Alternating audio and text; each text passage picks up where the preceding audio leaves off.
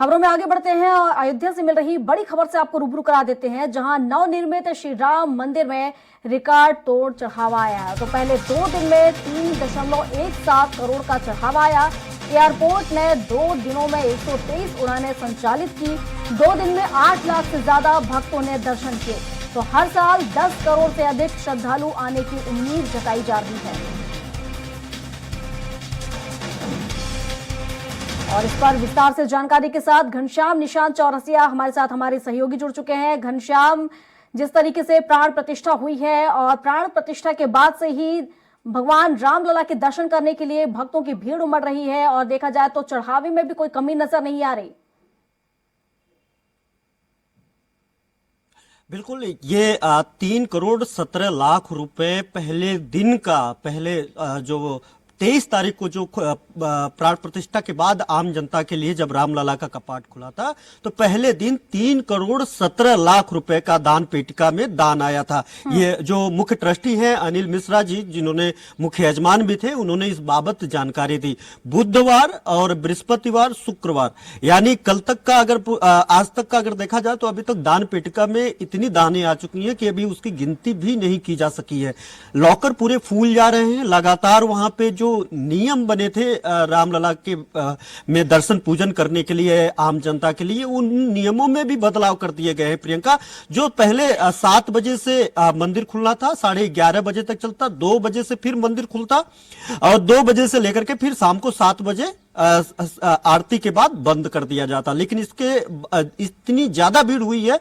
पहले 2 दिनों की ही अगर बात करें तो लगभग 8 से 9 लाख श्रद्धालु वहां पे माता जो है पटक चुके हैं, रामलला का दर्शन कर चुके हैं। तो ये जो आंकड़े हैं, पहले दिन ही लगभग 4.5-5 लाख लोग दर्शन कर पाए। 4.5-5 लाख लोग वो लोग हैं जो दर्शन कर पाए। उसके बावजूद वहां पे भीड़ बाहर बनी हुई थी। लगातार 10 बजे रात तक वहां पे दर्शन करने के लिए श्रद्धालु वहां पे खड़े रहे। चूंकि उनको मौका नहीं मिला तो उनको अगले दिन एक नई स्ट्रेटेजी बनाई गई प्रशासनिक अमला के द्वारा। फिर उस स्ट्रेटेजी के जरिए वहां पे दर्शन पूजन करवाया जा रहा है। अब जो महज 2 शिफ्ट में ये जो पूजा अर्चन चल रहा था, वो उसको उस नियमों में बदलाव किए गए हैं। अब सुबह 6 बजे, 7 बजे की जगह सुबह 6 बजे से ही पूजा अर्चना शुरू हो गई है और आम जनता के लिए मंदिर का कपाट खोल दिया गया है, जो रात के 10 बजे तक अनवरत चलेगा। बीच में जब भगवान रामलला को भोग लगाना होता है, आरती होगी, उस वक्त ही सिर्फ थोड़ी देर के लिए कपाट बंद रहेंगे दर्शनार्थियों के लिए। लेकिन उसके बाद वो पूरे सवेरे 6 बजे से लेकर के रात को 10 बजे तक आप श्रद्धालु पिछले 2 दिनों से दर्शन पूजन कर पा रहे हैं। नतीजा यह है कि जो भीड़ अनियंत्रित थी, जिसको नियंत्रण करना बड़ी मुश्किल था प्रशासन के लिए, अब थोड़ा नियंत्रण में हो रहा है। लाइनें लगा करके अब सुलभ तरीके से, सुसज्जित तरीके से अब दर्शन पूजन होना शुरू हो गया है। कड़ाके की ठंड पड़ रही है। अलर्ट जारी किया गया है। जिस दिन प्राण प्रतिष्ठा हुआ अगले दिनों तक, यानी आज तक अयोध्या में रामलला के पूजा अर्चना में जो लोग भी वहां पे पहुंच रहे हैं, उनको अगर देखा जाए तो इस समय कड़ाके की ठंड पड़ रही है। लेकिन उसके बावजूद वो लोग डटे हुए हैं। रात भर वहां पे अपने बारी का इंतजार करते हैं। सवेरे अगर बीते रात की बात करें तो बीते रात तकरीबन 2-3 बजे के बाद से ही भीड़ जुटना शुरू किया और 4 बजे तक जो प्रांगण है, जो कॉरिडोर बनाया गया है, कॉरिडोर के बाहर की स्थिति ऐसी है कि वहां पे भी इतनी ज्यादा भीड़ की तस्वीरें देखने के लिए मिली कि वहां पे कोई एक गाड़ी भी वहां से मूव नहीं कर सकती। पैदल आप नहीं निकल सकते। सिर्फ उस भीड़ को पैदल अगर आप चल रहे हैं, उस भीड़ को अगर क्रॉस करना हो उस जरिए, तो 2 से 3 घंटा लगेंगे। इतनी ज्यादा भीड़ दिख रही है। उसके इस 5 डिग्री सेल्सियस 6 डिग्री सेल्सियस के अलावा जो विजिबिलिटी वहां की है 2 मीटर तक पहुंची है। यानी जो सवेरे तो कोहरा थोड़ा सा छटा, लेकिन ठंड बहुत तेजी से रही और जो विजिबिलिटी थी रात में, जब वो दर्शन पूजन करने के लिए मंदिर के पास लोग जा रहे थे जो श्रद्धालु, उस वक्त की विजिबिलिटी 0 थी। सामने दिखाई नहीं दे रहा था, वहां पे भीड़ थी। लेकिन सुबह 6 बजे से ही पूरी तरीके से सारी औपचारिकताएं उनकी पूरी कर ली गई है और उसके बाद से दर्शन पूजन शुरू हो गया है। लगातार जो अयोध्या के लिए जो फ्लाइटें थी वो 138 से ज्यादा फ्लाइटें अभी तक वहां पे 2 दिनों में आ चुकी है। लगातार उसको बढ़ाया जा रहा है, लेकिन फ्लाइटें तो बढ़ाई जा रही है क्योंकि वहां पे टिकट जो बिक चुके हैं उसको कैंसिल करना बड़ा मुश्किल है, धार्मिक मामला है, वहां पे दिक्कत और भी क्रिएट हो जाएगी। पिछले प्राण प्रतिष्ठा के अगले 2 दिन तक लखनऊ से अयोध्या तक की बसें, जो रूटीन बसें थी, उनको रोक लगा दी गई थी ताकि जो श्रद्धालु हैं वो सीधे तौर पे वहां पे नहीं पहुंच करके वहां पे भीड़ ना लगाए, धीरे धीरे लोग आए ताकि सही तरीके से रामलला के दर्शन हो। मुख्यमंत्री योगी आदित्यनाथ ग्राउंड जीरो पे उतर गए। मुख्यमंत्री ने सबसे पहले हवाई सर्वेक्षण किया इस भीड़ को, जब उनको रिपोर्ट मिली कि इस तरीके की हालत है, और ग्राउंड जीरो पे उतर करके उन्होंने माइक से बोल करके लोगों से अपील करते हुए दिखे। सोशल मीडिया पे उन्होंने पोस्ट करके लोगों से अपील की, बोला कि सबको रामलला दर्शन देंगे, संयमित होकर के और पूरी तरीके से ठीक ठाक तरीके से आप लोग दर्शन पूजन करें। और अगर पहले टारगेट था 1.5 लाख 1 लाख से 1.5 लाख के बीच में श्रद्धालु को एक दिन में दर्शन कराने का, जब ये टारगेट था, तो उस समय अगर पूरा अकाउंट किया जाए तो तकरीबन 15 से 20 सेकंड ही एक श्रद्धालु एक राम भक्त रामलला का दर्शन यहाँ पर अपने आराध्य के दर्शन करने के लिए लोग पहुंच रहे हैं। अब ये नजारा ऐसा ही रहने वाला है और आने वाले दिनों में हम देखें तो यहाँ पर रोजगार के जो साधन है वो सृजन होंगे, बड़ी संख्या में लोगों को रोजगार मिलेगा। इसके साथ ही उत्तर प्रदेश की आर्थिक स्थिति और ज्यादा मजबूत होगी।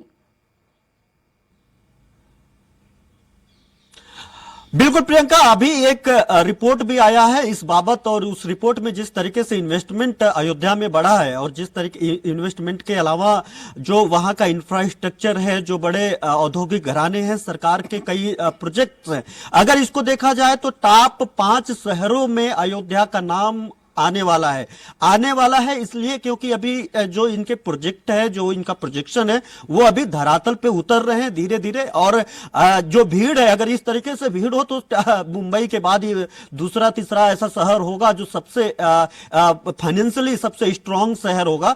लेकिन ये भीड़, उम्मीद जताई जा रही है कि 1 साल में 1.5 साल में 10 करोड़ के लगभग राम भक्त वहां पे आएंगे। अगर इस ग्राफ को देखा जाए, जो सबसे निचला ग्राफ है, जो अभी भीड़ है, इस भीड़ के नहीं, भीड़ के अलावा इतर अभी जो 1.5 लाख का ग्राफ बना था उसके इतर लगभग 4.5-5 लाख की भीड़ आ रही है। और इसे 1.5 लाख क्या जो स्ट्रेटजी है उसके अनुसार 5वां सबसे बड़ा शहर फाइनेंशियली अर्थव्यवस्था के तौर पे अयोध्या होने जा रहा है, अगर इसी तरीके से बना रहा। लेकिन जिस तरीके से अभी है, ऐसा बन जाए तो मुंबई के बाद पहला ऐसा शहर हो जाएगा, क्योंकि वहां पे इंफ्रास्ट्रक्चर और इतना फुटफॉलिंग होगी और वहां पे लोग जाएंगे, होटल्स लेंगे, वहां पे पैसे खर्च करेंगे। और इसके अलावा तमाम वहां पे जो कारोबार शुरू हो रहा है, उन सारे कारोबार को देखा जाए तो उन सारे कारोबार को लेकर के भी वहां पे जो इंफ्रास्ट्रक्चर जो हो रहा है उसको अगर देखा जाए तो ठीक ठाक वहां पे फाइनेंशियली स्ट्रांग लोग होंगे। और वहां पे जो आम जनता है और जो वहां के अयोध्यावासी अगर इसे धार्मिक मकसद से भी देखा जाए तो भगवान राम का जो अयोध्या नगरी है, उस नगरी का अयोध्यावासी है, तो फिर उसके लिए काहे का चिंता। वो कहते ही है कि राम नाम जपने से चिंता सब खत्म हो जाती है। तो उनके लिए बड़ा स्वर्णिम दौर आने वाला है। यही कारण है कि जब हम लोग उस दरमियान वहां के अयोध्या के लोगों से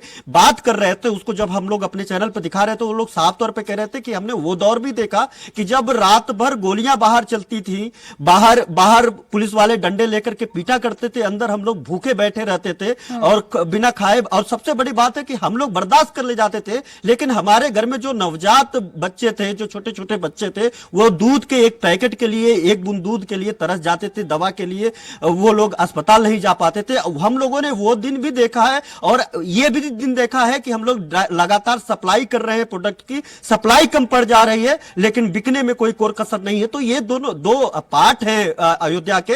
और वहां के अयोध्यावासी जो रामनगरी वासी है, फिर उनके लिए क्या ही कहने, उनका तो स्वर्णिम युग शुरू हो गया है।